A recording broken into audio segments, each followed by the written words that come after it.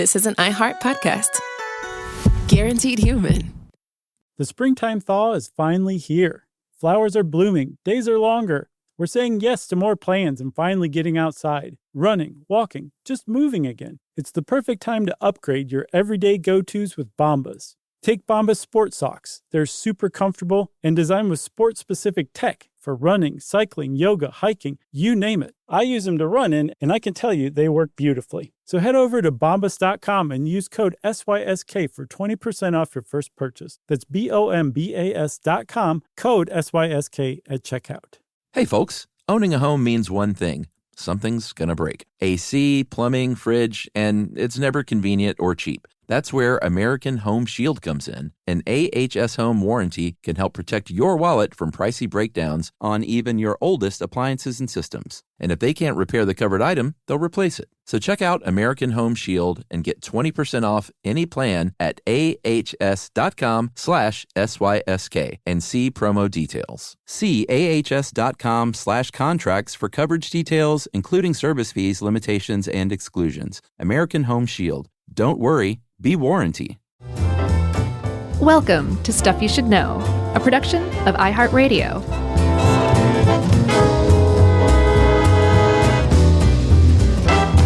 Hey, and welcome to the podcast. I'm Josh, and there's Chuck, and Jerry's here too, so it's a good old-fashioned hootin' and hollerin' hoedown of a Stuff You Should Know episode. Yeehaw. This was your pick, the tarot. Yeah, I'm sorry. That's okay. You know who's into this a little bit? Fortune tellers? Well, tarot specifically. Who? My wife. Oh, yeah? Yeah. Yeah, Emily has gotten into it a little bit, and she's definitely of the state of mind of like, listen, this is something I do in the morning to sort of have a little quiet time, and I don't think she thinks that it like guides her life or has any sort of magic qualities. I think it's a little more one of those things like, I'm going to see what my cards say and just sort of ruminate on that stuff. Right. And maybe it'll open up some new ideas and thoughts about life. I was reading a Vogue article that was pretty in-depth about it, and that seems to be the general usage of tarot these days. And it's huge. It's gotten really big lately. Apparently, in 2021, $1 billion worth of tarot cards were sold. That's so many cards. Around the world. Yeah, and they're expecting it to go up by another $250 million in the next 3 years. So it's definitely a thing, for sure. It's having a moment. But it is kind of reassuring that it's not like following like the crystals or essential oil healing tract. And instead, people are like, I'm just using this to reflect on my life. Yeah, and I think she also just thinks the cards are beautiful. Yeah. And cool looking and appreciates the art and that kind of thing, which they are very, and they can be expensive and super beautiful. Yeah. Do you know what deck she has? I'm sure it's probably just the standard shopping mall deck. Right. The one from Spencer's Gifts. Yeah, I should ask. The Green Day tarot deck. Is there really a Green Day? I know some bands have their own. I don't think so. Okay. It's possible. Who knows? All that right. Billy Joe Armstrong he's very innovative. He's a savvy little guy. He is. So we are talking about tarot cards today. I think we let the cat out of the bag already. And they are not as old as you would think. And then their use of for divination purposes is even younger than that. And there's a really long-standing myth that I thought was correct up until yesterday, the day before, that playing cards evolved out of tarot cards in an effort to conceal them at a time when people had to like watch out with their mysticism, their esoteric knowledge, the occult, or else they might be persecuted. So they developed them into playing cards like we have today. That is absolutely false. And in fact, playing cards were around centuries before the tarot deck came along. Yeah, that's true. And people generally think, it seems like so many things go back to ancient China, but a lot of people agree that they were invented in China in the 13th century and then sort of spread their roots from there. But like you said, the regular playing cards were around before this, and the tarot were 22 different designs that were eventually added to a deck. And this was for playing games like card games, and it became like a much larger deck. And all of a sudden, you could play, with more cards that are different. You can play more complex and interesting games. Right. So you had China inventing playing cards, apparently. It's spreading to Egypt, which I had not heard of this group. Had you before? The Mamluk Empire? I had not. Mamluk without an A in the middle. It's not a Mamaluk. Right. No, it's Just not that. Mamluk. They were Muslims who controlled Egypt for about 300 years, from I think the 13th to the 16th centuries, maybe. And they somehow got their hands on the playing cards that China had invented, and they kind of made their own flourishes to it. The suits were kind of familiar, like you might see today, kind of, especially in the tarot deck. But one of the big differences was polo sticks. That was one of the suits, because apparently the people who were running the show really liked playing polo. I think polo was invented in Iran, if I'm not mistaken. Is that correct? I didn't know that. It was That's a crossword clue the other day. Oh, very nice. Which only reason I know. crossword? Chicago Tribune? No, New York Times. Is there any other? No, there really isn't. I'm sorry, person who writes the Chicago Tribune crossword. You do a very good job. I'm sure. It's not fair. So the Mamluk Empire spread out from Egypt. They had conquests and I think maybe even trade with other places around the Mediterranean. One of the things they did was they went to Italy and they brought with them their cards. And it seems like in Italy, that's where tarot was first created. And it wasn't, again, not created for divination. It was created to make games much more interesting. Yeah, I find it really interesting how many cultural things were spread through either war in the military or, I guess, oftentimes trade as well. But it seems like we talk a lot on the show about like someone went to war with something else and the people that they were fighting loved this food or this game or this whatever and took it home. Yep, that's how Lincoln Logs came about. Really? No, I don't think so. This sounds like, I don't know about this Lincoln guy, but sure love these logs. Right. People are crazy for them. Right. So they exported. I guess in that sense, yes, that's how Lincoln Logs got over there. So I think we're going to cut that last little lame addition to the joke out later. So when it arrived in Italy, Chuck, it was known as Trinofi, which is another term for the Italian carnival festivals that you see with the masks and everything. But then shortly after that, it changed names to Tarot, which apparently means foolish, stupid, simple, something like that. And they think that the name change happened when they introduced the Fool. Right. And by introducing the Fool card, which is a very well-known tarot card, as we'll talk about later, it signified like a huge change. They took regular playing cards, added 22 more to them, made them all trump cards, and now you had so much more complicated, complex games.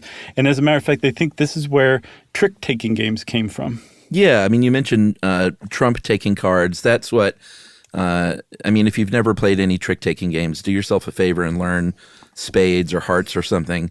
Gin rummy? Sure. Gin rummy counts, I guess. Sure. No, it totally counts. I guess I always think of spades really. I went through a spades phase when I was kind of in college. It was kind of early on for some reason. Mm-hmm. And then what's the one in the Midwest that my wife's family always plays? Get Us Out of Here? That's very funny. Euchre. Okay, yeah. My parents played euchre too. No idea how it's played. No clue. Well, I'm famous in our family for forgetting every single year how to play euchre, and then every Christmas they would then, re-explain the game. But long way of saying these are all like trick-taking games where you have you're laying down hands, and then someone will lay down like a trump card, and you can like take all those tricks that are on the board. And there are all kinds of variations of trick-taking games, but they're basically saying that. Was Tarocco the original, the OG? I think so. Yeah, okay. I think it originated in Italy, in the north of Italy. And then after that, it spread to France. And they took the same name, Tarot, which in French is tarot with a A-U-X. Oh, yeah. Obviously, we evolved into tarot, T-A-R-O-T from there, right?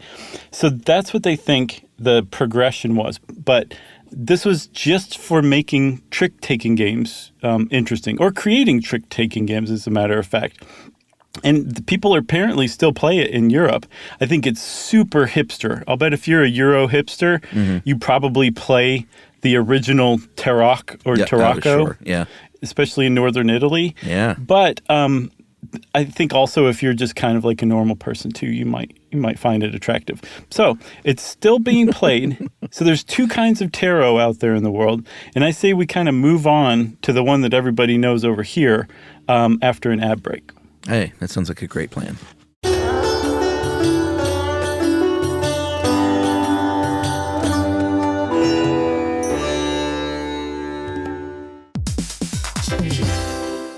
Hey everybody, I want to talk to you a little bit about Tide Evo because it represents over 10 years of innovation and product development. Tide Evo is a first-of-its-kind technology where tens of thousands of minuscule fibers are spun together to form a 6 times powerful layer packed with scrubbers, brighteners, pre-treaters, and fresheners. And that's going to deliver a breakthrough clean that's so powerful, it feels like magic. Yeah, it is kind of like magic. Tide Evo is revolutionary. A 100% concentrated waterless laundry tile that's made of compressed microfiber soap layers rather than liquid or powder. And it's not like pods or sheets because it uses 6 layers of detergent fibers to deliver superior cold water cleaning without plastic packaging of any kind. And it provides a mess-free, lightweight solution that dissolves lickety-split. So whenever you run into a laundry challenge, turn to Tide Evo. It's revolutionary. It's magic. Try new Tide Evo. Real laundry magic.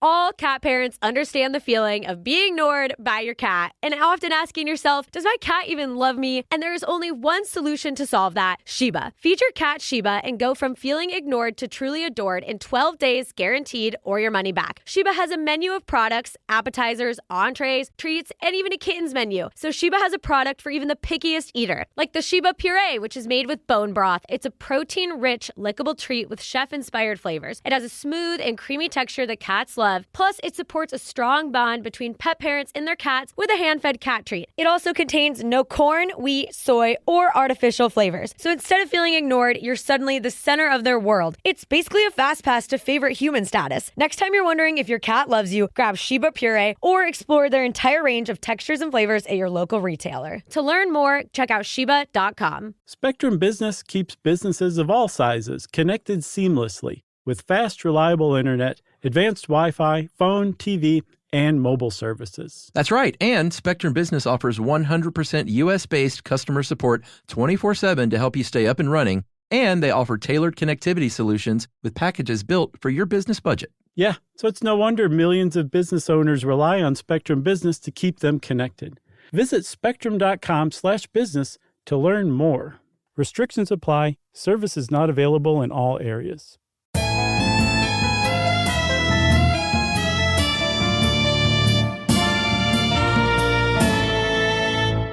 All right, so I think when people click on an episode called How Tarot Works, they're not really interested in hearing about early origins of just another like spades-like game.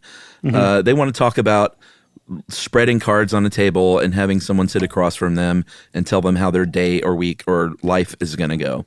Right. And that's the divination aspect. Divination has been around a long, long time. People have been using cards for a long, long time. It's called cartomancy. And I think the French basically invented this in like the 1700s or so, right? Yeah, and it was originally, they used playing cards. They didn't even use the tarot deck, and people still do cartomancy using regular playing cards. Sure. Yeah. So I guess to kind of differentiate it, if you're doing tarot, that would be called tarotology, and then cartomancy is using, I guess, probably any other kind of cards. And so you think like, okay, tarot is kind of presented as like this ancient esoteric knowledge. It's frequently connected to ancient Egypt or ancient Greece, that like there's oracles involved, and that it's just kind of evidence of a long-standing tradition of mysticism and fortune telling, and that is 100% made up. It is. And you had a tone in your voice like you were about to yank the rug out from under that. You know me too well. And yank we are, because we actually know for sure where this all came from. It was invented by a couple of guys, a couple of French guys. One Couple was of dudes. just a couple of dudes, or whatever dude in French might be. Dude. One gentleman was named Antoine Court de, how would you say that? Gébelin? Yeah, I think that's great. All right. He was born in 1725. He was a writer. He was a Freemason. He was not a lot of people, but some people back then, interested in the occult and esoteric ideas and things like that. And when he was, I guess, in his, what would that be, like 40s or 50s? 50, I think. Tarot was not super popular at the time. And as the story goes, he saw some women that were playing it, and he looked down, and I'm paraphrasing here, but basically said he glanced down and recognized that the allegory of these pictures on the cards he found were relative to all of life, and there were unlimited numbers of combinations to combine these cards. And that was sort of the inspiration of inventing this divination process. Yeah. Like he said, oh, I've discovered these cards, and it's clear that I've uncovered something here. So de Gébelin was a very annoying person. And he took that inspiration and then went back and reverse engineered everything to support the inspiration that he just had. Right. And he did so, again, by just making up a lot of stuff. He wrote this thing it came out in multiple volumes. I get the impression it was a little bit like maybe the Paris Quarterly or something like that, or the Paris Review Quarterly. That legitimizes it more than I was thinking.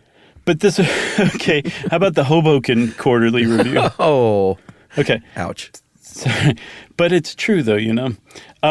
So he called it the primeval world, analyzed and compared to the modern world, which seems pretty pre-Stolen. straightforward. Yeah. That's fine with me. The thing is each volume, he just started talking about esoteric stuff. He wrote essays about whatever was on his mind, and he was trying to kind of build up this compendium of ancient knowledge that, again, this guy was just pulling out of thin air. And it wasn't like he was the guy who pointed to ancient Egypt and said, there mystery lies. There's an esoteric mystery tradition there. He wasn't even the original with that. He was just kind of playing off of some stuff that was popular at the time and really going to town with it. Yeah, I mean, I think the French, as did a lot of people, saw Egypt as this sort of mystical, magical place with, for a lot of reasons. But he's the one that sort of, again, didn't invent it, but borrowed on that idea. In one of these volumes, he wrote an essay on tarot, connecting it to Egypt. And then he had his friend, Louis Raphael Lucrece de Fayol, Count of Melech. That was beautiful. I'm not sure how much of that is right, but they got together as a team. And he was also a dude that was interested in the occult and stuff like that. They tended They tended to hang around together, and so they got together and sort of made up these description of the game and the tarot deck, or not the game, but I guess the practice, and the tarot deck, connecting it to Egypt. Yeah, what was pretty cool was that they said, you know what the tarot deck is? These 78 cards. I don't know if we said. And if we didn't, sorry, when they added the tarot trump cards to the existing deck of cards, it made 78 cards. They had 56 cards in the playing cards deck before, added 22 tarot cards as trump cards, so you had a deck of 78.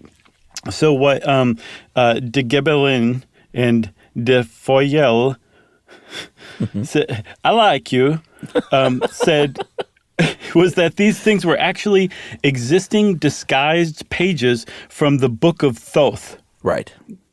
And it's actually really cool if you stop and think about it. Like along the lines of like Ghostbuster, like Sumer kind of mysticism, cool. And Thoth I hope I'm pronouncing it correctly. He was a god of ancient Egypt, a real one.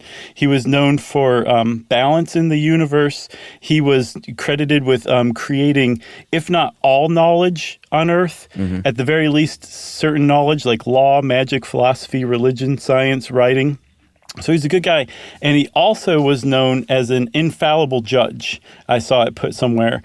So he would be perfect to be the one who you could use the Book of Thoth to kind of predetermine the future, because you were basically tapping into Thoth to say, hey, buddy, can you help me out here? I need to know the future.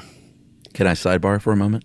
Yes, please. Or what do we call it? What do people call it when we talk about different Tangents? Yeah. Can I tangent? Yeah. Approach. You mentioned Ghostbusters. I just wanted to point out very fast that we showed my daughter the original Ghostbusters for the first time last week. Awesome. And it was surprisingly like okay for a 7-year-old. The jokes that weren't super appropriate as usual kind of go over her head. And she loved it. And so the next night we watched the recent sequel. Oh, yeah. Yeah. I saw that. And that movie, I think, is very unfairly piled upon. I don't get it. Is not good. And maybe it has something to do with watching it with my daughter and watching them 2 days in a row. But I thought it was quite fun and super, super enjoyable. Yeah, I would say it's P.T. Anderson's deepest movie. At the very least, it's most entertaining. I didn't think it was perfect, and I know it was a big nostalgia play, but I bought in, and we just had a great time watching it. So yeah, I liked thought it it too. was a lot of fun. It was a little weird that Egon at the end was like, I'm not going to say anything, but I'll give you some head nods kind of thing. I think that they really could have workshopped that a little more. Sorry for spoiling it for everybody, but other than that, I thought it was really engrossing, really cool. I liked all the characters. Paul Rudd, of course, is amazing. So I say go see it too. I think they kept him from talking a lot at the end because they didn't want to overdo a sort of dodgy resurrection. Totally. Like it could have gone off the rails if he was like, hey, everybody. No, completely. For sure. They gave him too much screen time then. Oh, okay. So then cut back a little more even. Mm-hmm. Okay. Totally. I could see that. That's my take on it. Anyway, back to Tarot. I'm all about the new Ghostbusters, though. And we're going to show her the reboot with Kristen Wiig and the gang, too.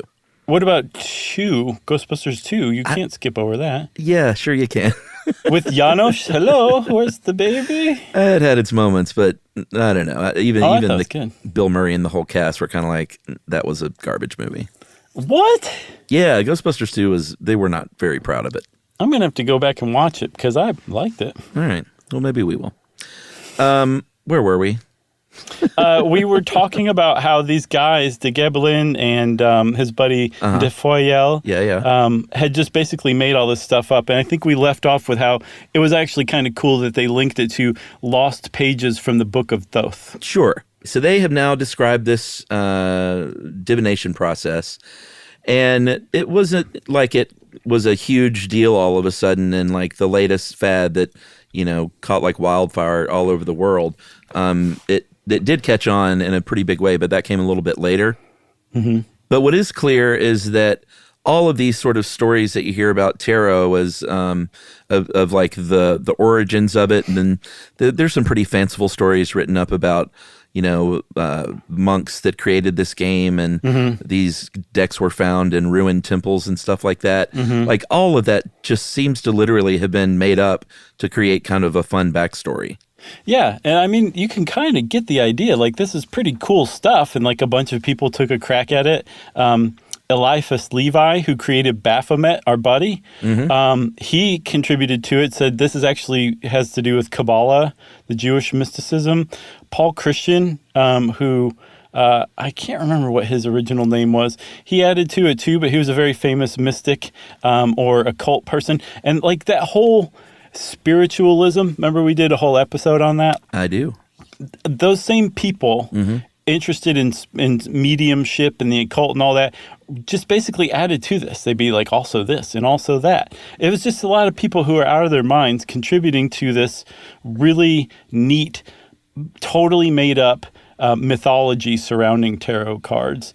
And then finally, Chuck, we arrive at Aleister Crowley.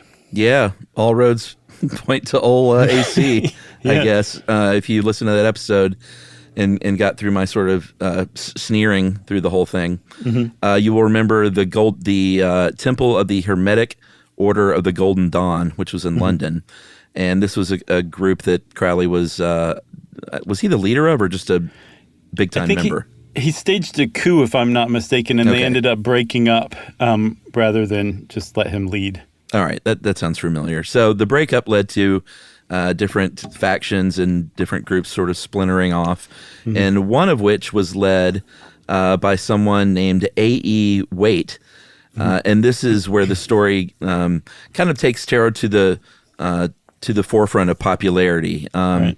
In 1910, A.E. Waite published The Pictorial Key to the Tarot, and this is where the most famous deck, like the deck that you would probably buy today in the shopping mall, comes from A.E. Waite getting together with Pamela Coleman Smith, who I believe was the artist, and this, kind of changed the deck up, and this became sort of the most popular one, I believe, in early 1900, 1909 or so, and is still the most popular. Yeah, I mean, far and away, especially in the United States. It's called the Waite Smith deck, or the Ritter Waite, because I think Ritter published it. And it's if you saw it, you'd be like, oh yeah, that's a tarot deck. That's what I think of it as. It's this beautiful Art Deco illustrations.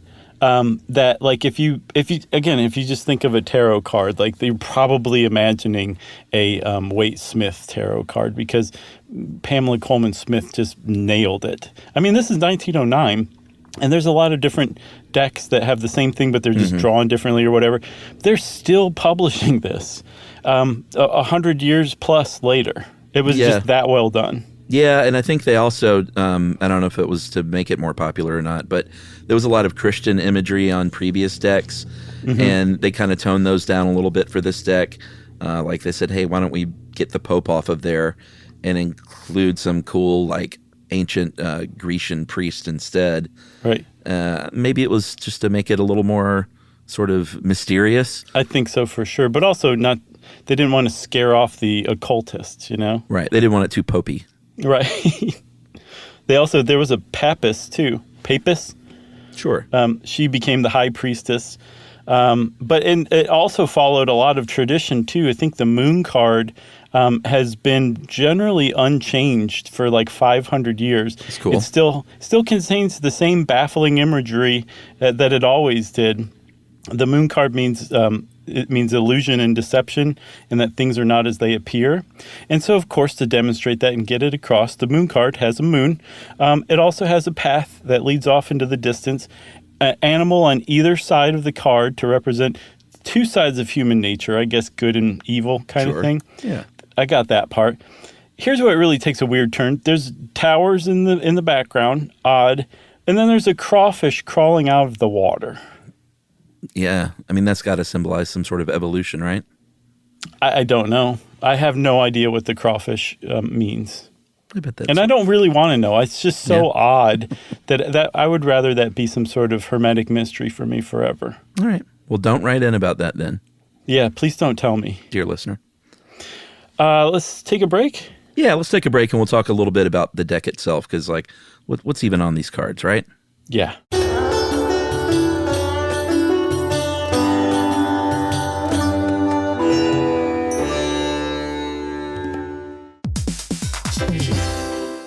Hey, everybody. I want to talk to you a little bit about Tide Evo because it represents over 10 years of innovation and product development. Tide Evo is a first of its kind technology where tens of thousands of minuscule fibers are spun together to form a 6 times powerful layer packed with scrubbers, brighteners, pre-treaters, and fresheners. And that's going to deliver a breakthrough clean that's so powerful, it feels like magic. Yeah, it is kind of like magic. Tide Evo is revolutionary. A 100% concentrated, waterless laundry tile that's made of compressed microfiber soap layers rather than liquid or powder. And it's not like pods or sheets because it uses 6 layers of detergent fibers to deliver superior cold water cleaning without plastic packaging of any kind. And it provides a mess-free, lightweight solution that dissolves lickety-split. So whenever you run into a laundry challenge, turn to Tide Evo. It's revolutionary, it's magic. Try new Tide Evo. Real laundry magic.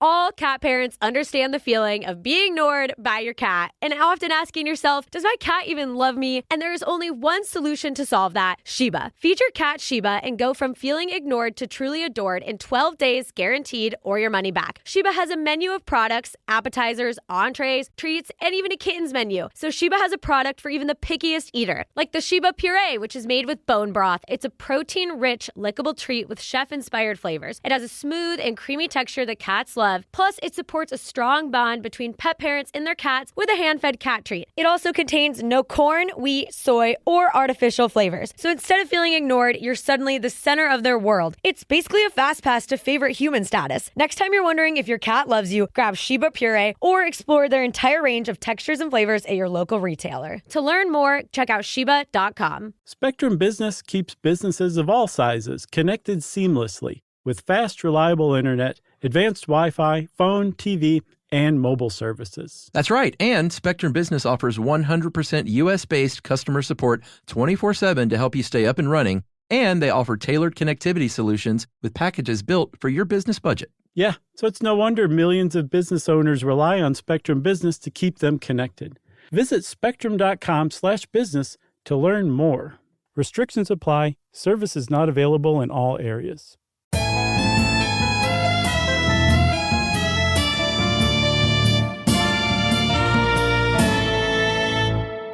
Okay, Chuck, where we left off, basically a man discovered a deck of cards and decided that they were mystical in much the same way that if somebody discovered a World of Warcraft deck 200 years from now and decided that you could use them to tell the future, exact same thing. Wow. But he made such a cool mythology around it that it just caught on. Yeah. So we're going to talk a little bit about the deck. They're not the most in-depth thing. We can't get into every card, but just sort of an overview. We mentioned that there are 78 cards. 56 of these are what's known as the minor arcana. And they are the number cards, and they're divided into 4 different suits, which are wands, swords, pentacles, and cups, which sort of explains the Terrence Malick film Knight of Cups was in reference to the tarot. Oh, yeah. I saw there's a compilation of tarot and films on Vimeo that somebody just made of, just imagery from the tarot that shows up in films without, making a big deal out of it, kind of subtly. But was that one of those, like, look, it's everywhere kind of things? A little bit. But, I mean, they didn't hammer it home. They really just showed you, like, there's some pretty cool stuff. And at the end it said, see, it's everywhere. See, told you. All right, so the pentacles, the cups, the wands, and the swords are the 4 suits. And there are also face cards in these suits, the page, the knight, the queen, the king, and the ace, right? Yeah, and I mean, just like a regular deck of playing cards, there's 1 through 10 cards and then the face cards. And then on top of that, there's the 22 tarot cards that you think of, like the Fool that we mentioned or the Hierophant we mentioned earlier. And I think the minor arcana or arcana, those are like the 1 through 10, Jack, Queen, King kind of thing. And then the major arcana or arcana, the 22, those are the ones that are like the money divination cards. Right. But you can also divine the future based on some of the lesser cards too.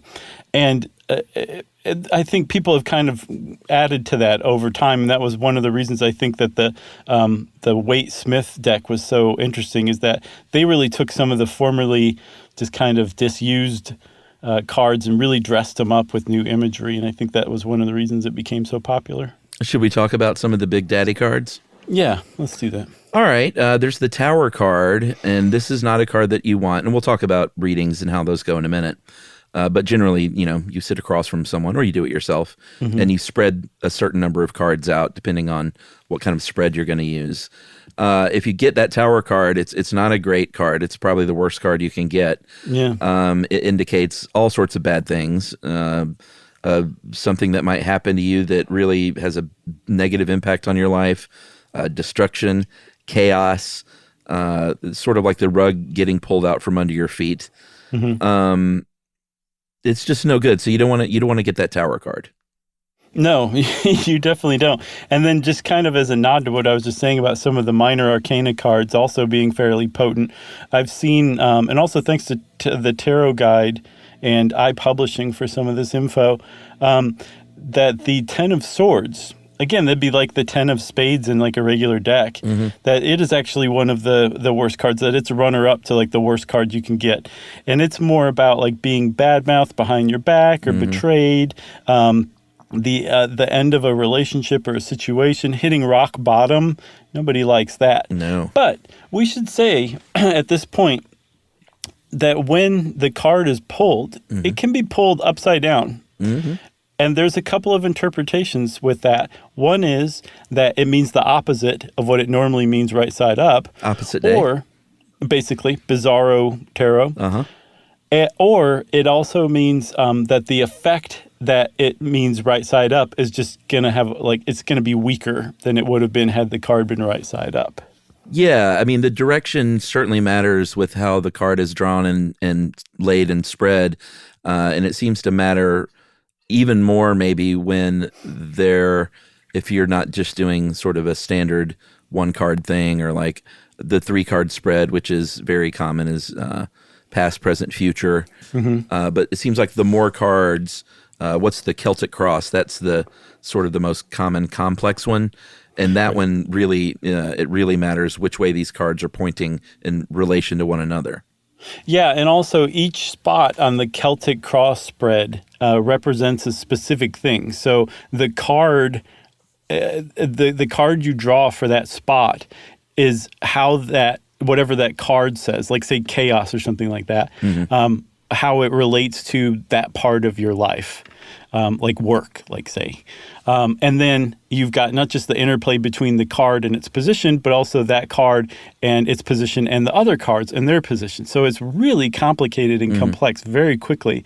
But I mean, it's kind of like a full astrology reading. Like you can really go to town and come up with some really in-depth readings for people, starting with the Celtic Cross for sure. Yeah, absolutely.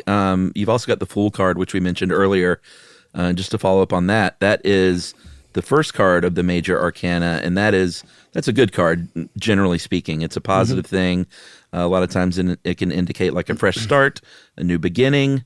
If you're going to go on some exciting new adventure, you might draw the Fool card if you believe in that kind of thing. It's a cute card. There's, especially in the Waite Smith deck, it's like a youth who's got like a little bindle over his shoulder. Yeah. Cute little white dog jumping up, barking at him like, hey, you're about to step off of a cliff. I think he's got a flower that he's smelling and just kind of like a happy transfixed look, you know. The Fool is usually a pretty happy person.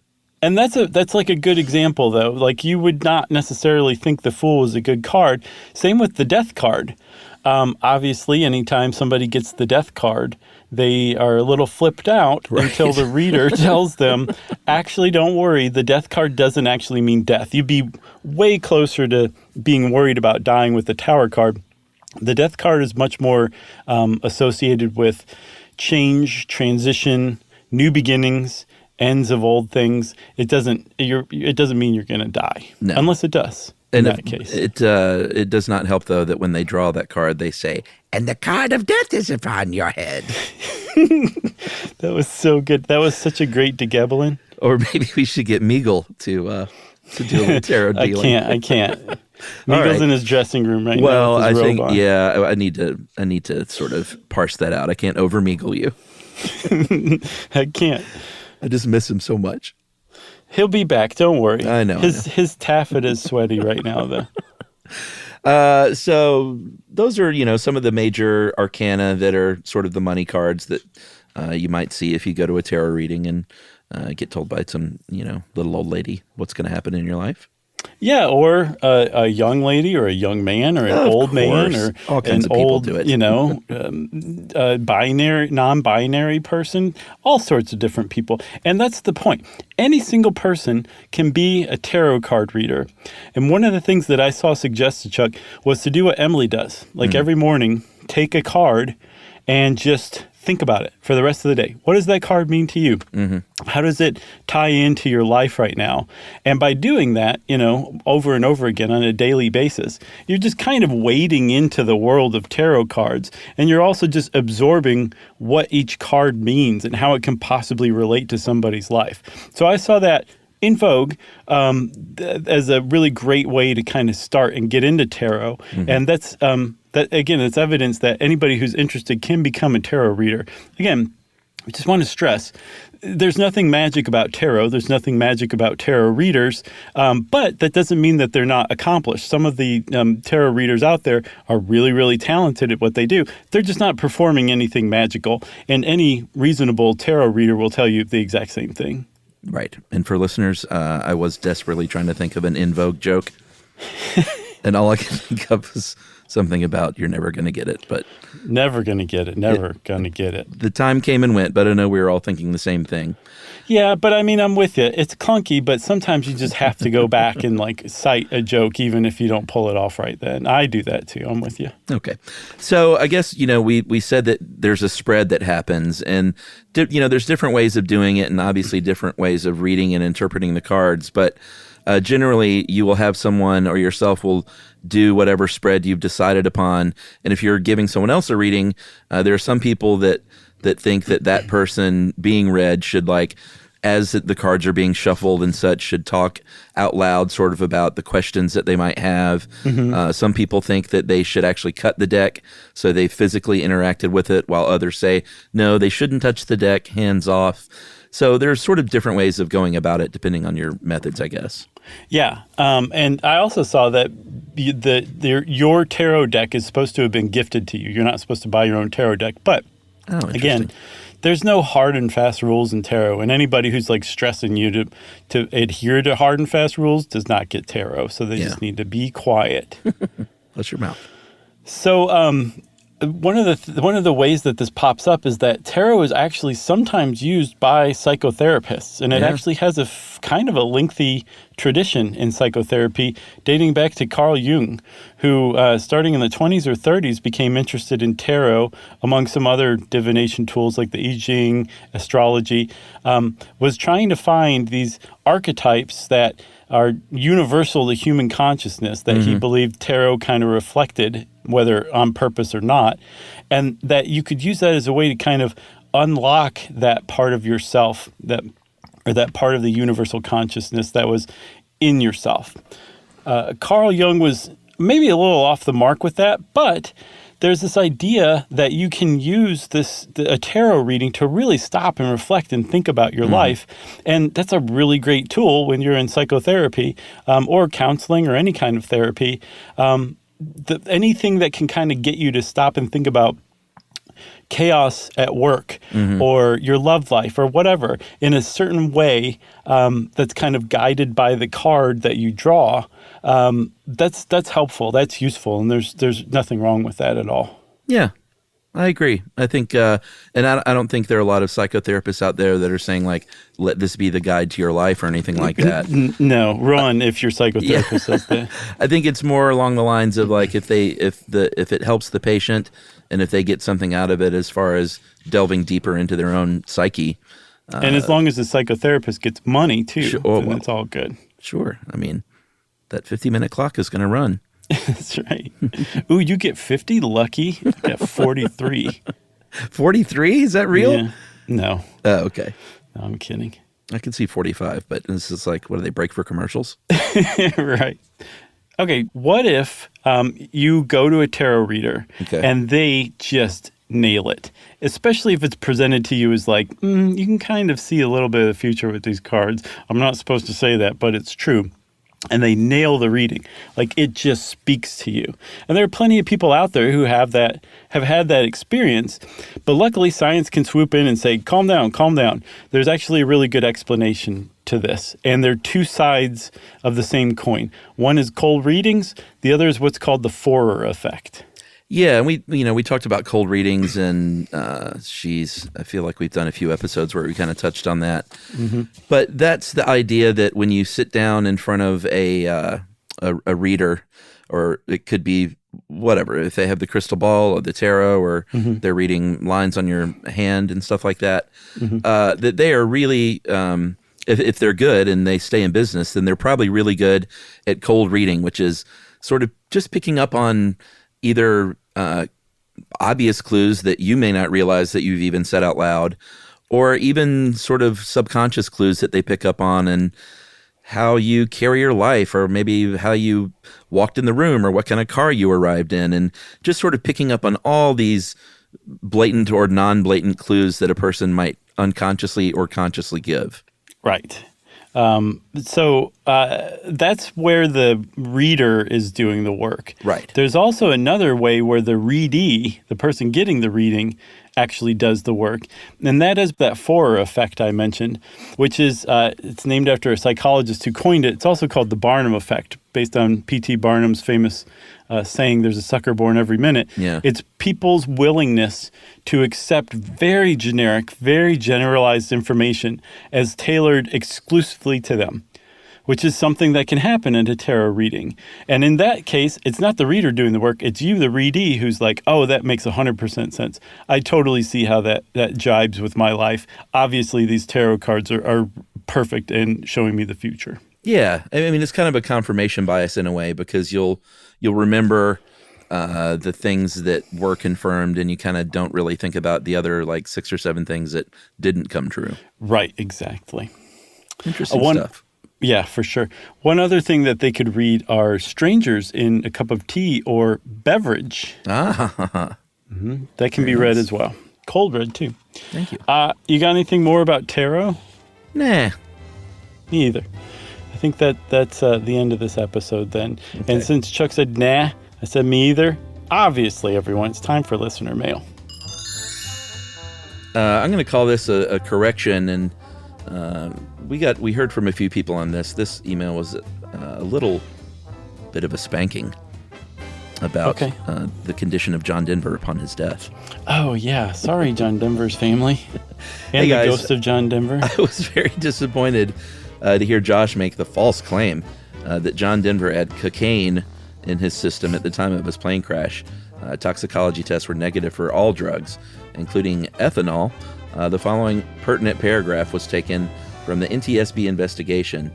I'm not going to bother reading it, but it basically says what this guy says, which was tests were negative for all screen drugs. If you'd like to review the whole report, you can find it here. While Mr. Denver was no altar boy, drugs played no role in the crash that killed him. And it's a sad disservice to say otherwise to his memory and his family. Very disappointing, you guys. And that's from John. Maybe it's the ghost of John Denver. It could be. He and George Burns are hanging out. That's right. So yeah, I'm sorry, John Denver and John Denver's family. I don't know how I felt for that, but I totally did. I knew that like years and years and years ago, and I guess I just never bothered to look it up. So my apologies for that one, and I take it back. We should do a short stuff one day on the West Virginia controversy in country roads. Because, yeah, there's two sides that have long been fighting, and I think they each think it's settled, of whether or not Almost Heaven was the state of West Virginia or the western part of the state of Virginia. Oh, that's a feud. I don't know if we should wade into that hornet's nest, Chuck. You're probably right. And also, I think I like John Denver, by the way. I've said it before. I think he wrote one of the best songs about Toledo ever made, Saturday Night in Toledo, Ohio, where he talks about how you can go to the park and watch the grass die because it's so boring. I love John Denver. Good stuff. Yeah. So hats off to John, hats off to John Denver, and hats off to us for being big people, especially me, and admitting our mistake. If you want to get in touch with us and let us know about another mistake we made, doors wide open. You can send it in an email to stuffpodcast@iheartradio.com. Stuff You Should Know is a production of iHeartRadio. For more podcasts from iHeartRadio, visit the iHeartRadio app, Apple Podcasts, or wherever you listen to your favorite shows.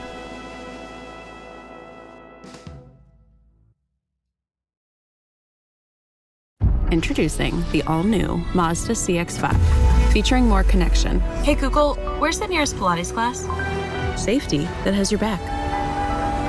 More discovery on the scenic routes. more passion in the details, and more control in changing weather. The all-new Mazda CX-5. More to move every side of you. See it in 5 films at mazdausa.com/5sides. Google is a trademark of Google LLC. Sequences shortened and simulated. Everyone knows winter is the real mess maker. You don't need WeatherTech floor liners for summer unless you hit the beach and half the beach ends up back in your car, or the campsite dirt ends up in your trunk. Then you'd want a cargo liner, or a road trip goes sideways, lemonade spills, ketchup goes rogue, ice cream drips. Yeah, you'd be pretty happy about those WeatherTech seat protectors. So just to be clear, as the mud you're inevitably going to step in this summer, you don't need WeatherTech unless you plan on doing summer. Visit WeatherTech.com today. Running a business is hard enough. Don't make it harder with a dozen apps that don't talk to each other. One for sales, another for inventory, a separate one for accounting. That's software overload. Odoo is the all-in-one platform that replaces them all. CRM, accounting, inventory, e-commerce, HR, fully integrated, easy to use, and built to grow with your business. Thousands have already made the switch. Why not you? Try Odoo for free at odoo.com. That's odoo.com. This is an iHeart podcast. Guaranteed Human.